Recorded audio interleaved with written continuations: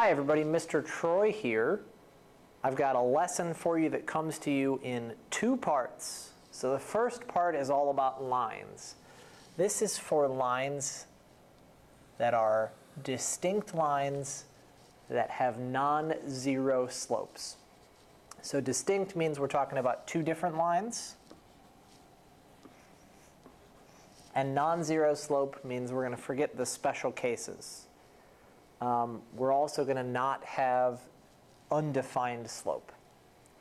So translating this into math from last year, or into English perhaps, is line 1 is parallel to line 2 if and only if slope 1 equals slope 2. So this is true in all Euclidean geometries. So what this means, the if and only if part, means that line 1 is parallel to line 2 if slope 1 equals slope 2, and if slope 1 equals slope 2, line 1 is parallel to line 2. So this is something that you know from Algebra 1.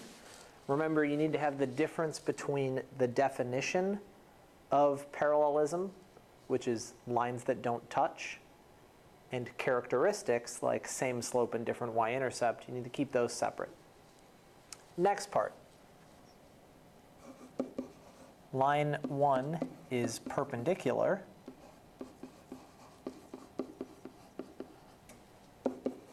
to line 2 if and only if. And this is different from what you've seen before. So slope 1 times slope 2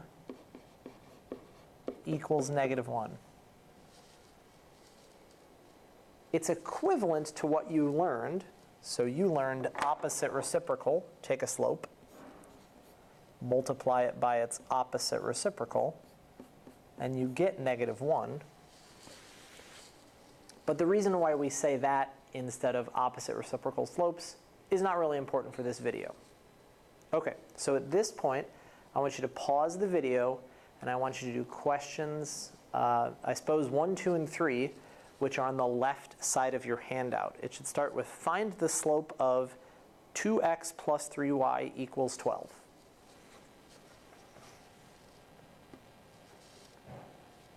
And we're back. Okay, so when you were finding the slope of 2x plus 3y equals 12, I hope you got that that was -2/3. I hope that you got that the second one was 4/5. And to figure out why this works, let's look at the third one. If I wanted to find the slope, I would subtract ax from both sides.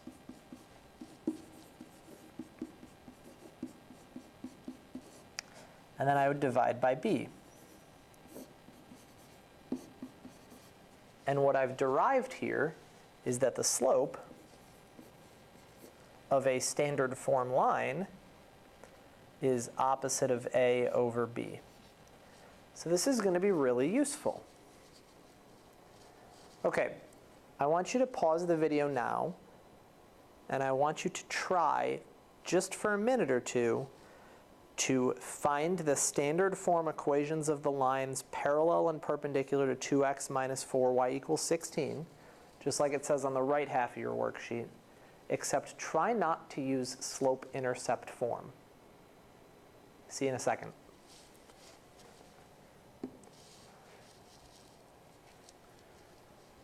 Okay, so if you were stuck, here's something to think on. I don't need to know what this c value is to figure out the slope of this line. In fact, I know all lines that have a slope of -2/3 look like this. Something. So if I wanted to find the equation of a line with slope negative 2/3 that goes through the point 10, 0, I just need to figure out what this something is. So you stop and you ask yourself, what does 10, 0 mean? Okay, pause the video and see if you can figure that out on your own. And we're back. Well, that's just an x-coordinate and a y-coordinate that should make the equation true. So 2 times 10 plus 3 times 0 should make my equation true. Well, what number would have to go there to make the equation true? In this case, it would be 20. Can you tell how I figured that out? Then, think about perpendicularity.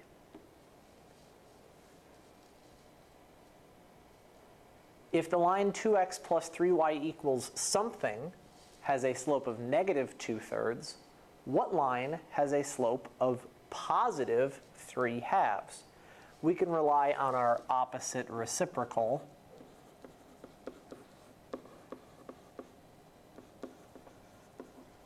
In this case. Pause the video. Think, think, think, think, think. So hopefully you got something like this.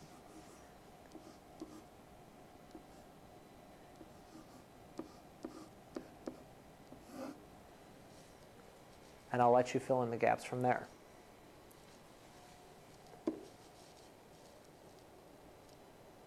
Okay, standard form is great for 5 things. 1, the slope. The slope is going to be the opposite of A over B. Easy peasy. It even comes in the order we want. The y-intercept is going to be C over B. The x-intercept is going to be C over A. For parallelism, any parallel line is going to have the form ax plus by equals something. And any perpendicular line is going to have the form bx minus ay equals something.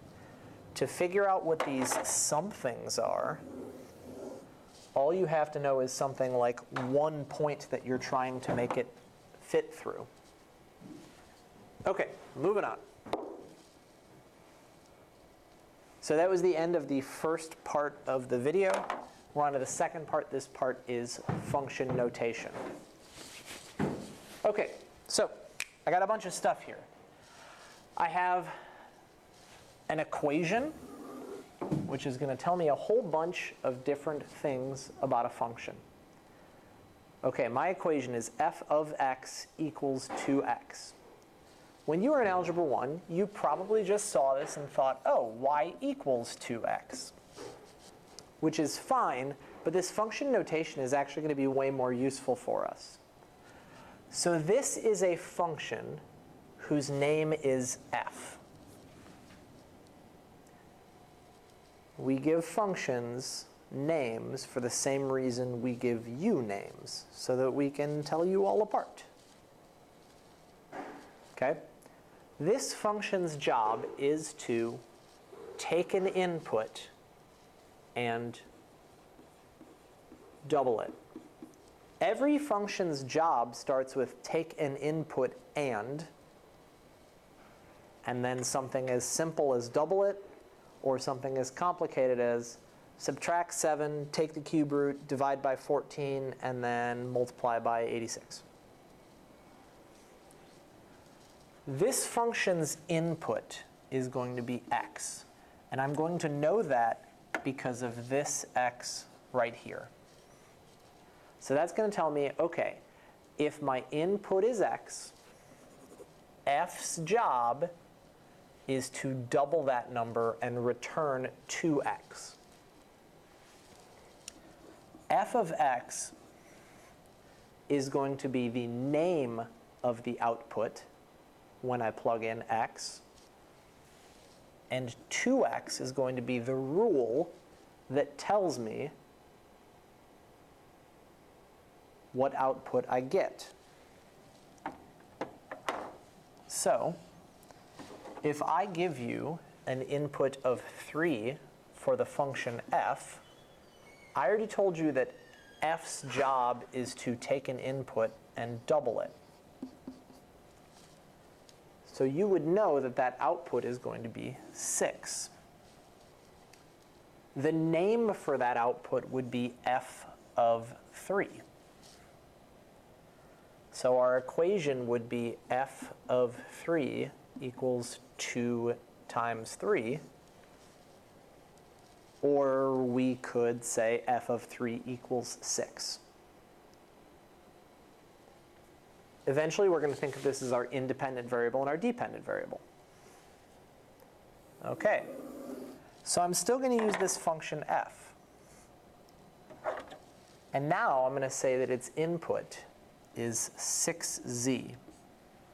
Okay, so I have this function f. Its job is to take stuff, and just like a machine, it doubles it. So if I give it 6z, it should double that to 12z. It's okay that my output is abstract, 12z, not just a concrete number, because my input was abstract.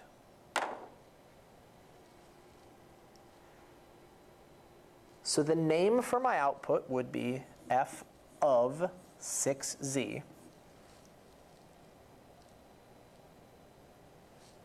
My equation would be f of 6z equals 2 times 6z. And I know that that would make my output 12z. And this function's job is still just doubling things. As long as I'm working inside the same problem or on the same page or on the same homework assignment, if I have a function called f, that's going to mean whatever I define f to mean, unless I want to change it and define it as something else. In algebra class, the most common names we're going to use are f, which stands for function, g, which stands for the next letter after f, and then h. Those are going to be our common ones. So let's say I have a function g of w. So my function is named g. Let's say I want to tell you, okay, normally it takes an input of w. Its job is to square things. So its job is to take the input w and square it, or the input z and square it, or the input x and square it. So if I tell you my input is going to be w, and my function is named g, and its job is to square things, I'm going to write that as g of w is w squared.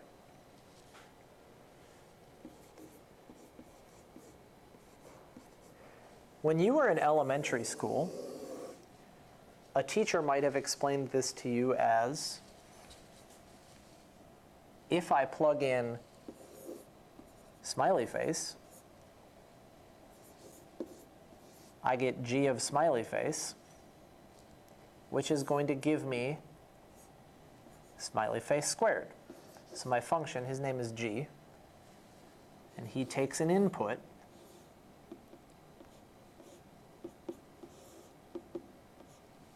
and he squares it.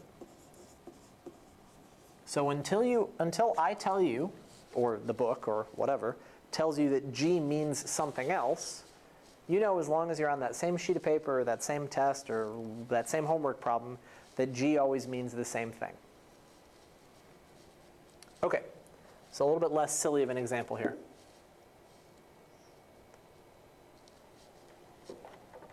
Here's a function f of x. So f of x has a job. Well, f has a job. F is the name of the function. F's job is to take an input, square it, subtract twice the input, then subtract 8. And I know that from looking at this equation, which is a rule of correspondence. And I know that by following my basic order of operations. So if I wanted to say, hey, what happens when I plug in 2 instead of x? I would have 2 squared minus 2 times 2 minus 8. And that would equal something. 4 minus 4 minus 8 would be 0. If I wanted to plug in negative 2, I would do negative 2 squared minus 2 times negative 2 minus 8.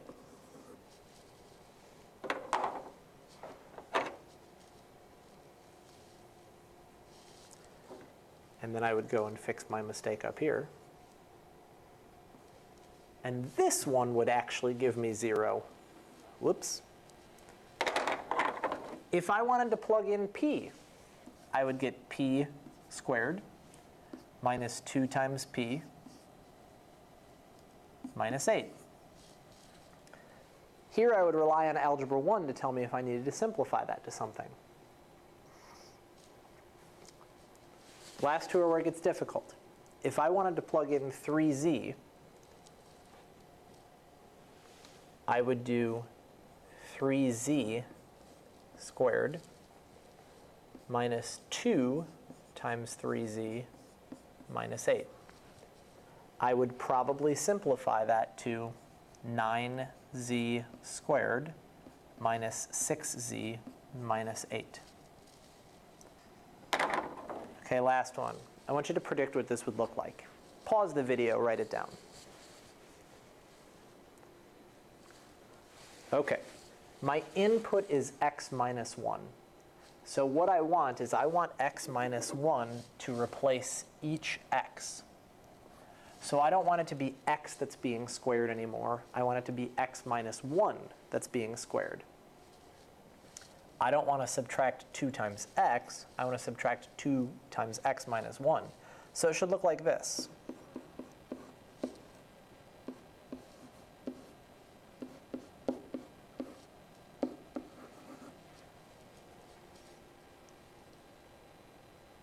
So what you should still see is input squared